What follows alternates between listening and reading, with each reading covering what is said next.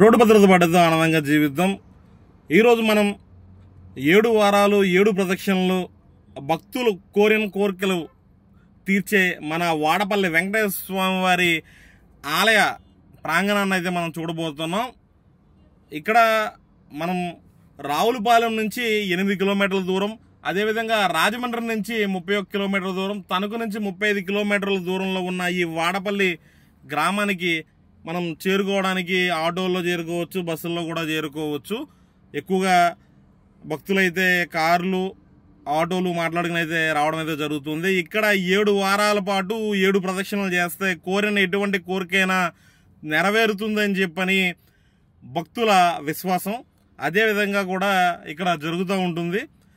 మనం శనివారం మాటలు ఇక్కడికి వస్తే కనుక తెల్లారగట్ల నుంచి, తెల్లారగట్ల అంటే మీరు 5, 6 అనుకోవచ్చు, అలా కాదు, రాత్రి 2 గంటల నుంచి ఇక్కడ ప్రదక్షిణలు చేయడం కోసం కొంతమంది అయితే ముందు రోజు రాత్రి వచ్చి బారులు తీరుతూ ఉంటారు.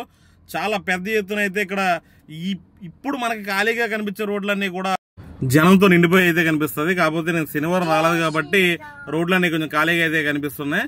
శనివారం 7 వారాలు 7 ప్రదక్షిణలు చేయడానికి అయితే పెద్ద స్థాయిలో అయితే ఇక్కడ భక్తులు అయితే చేరుకోవడం అయితే జరుగుతుంది.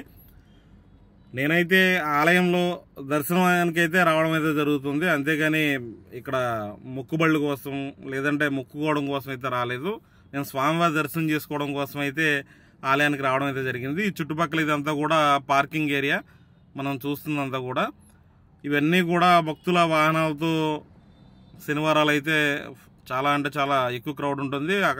శనివారం నాడు అన్నప్రసాదానికి ఇక్కడ టెంట్లు ఇవన్నీ మనం చూడొచ్చు. అదేవిధంగా ఇక్కడ పిల్లలు కొనుక్కోవడానికి బొమ్మల షాపులు, అదేవిధంగా కూరగాయల షాపులు కూడా ఉంటాయి. ఇక్కడ పూల మొక్కల షాపులు, ఎందుకంటే ఇక్కడ మనకి నర్సరీ అనేది తూర్పుగోదావరి ముఖ్యంగా కడిపలంక ప్రాంతంలో ఎక్కువగా నర్సరీ అనేది ఎక్కువగా ఉండే వ్యాపారం కనుక ఆ పూల మొక్కలు అనేది ఇక్కడ షాపులు కూడా అమ్మడం అయితే జరుగుతుంది. పూలు ఇవన్నీ కూడా, ఎందుకంటే చాలా భక్తులు వచ్చినప్పుడు వాళ్ళ ఇంటికి తీసుకెళ్ళి ఇక్కడ నుంచి తీసుకెళ్ళి మొక్కలు పోతాము అనే ఒక మంచి అనుభవం కోసం ఇక్కడ ఏర్పాటు చేయడం అయితే జరిగింది. తులసిమాలు ఇవన్నీ కూడా మనం చూడొచ్చు.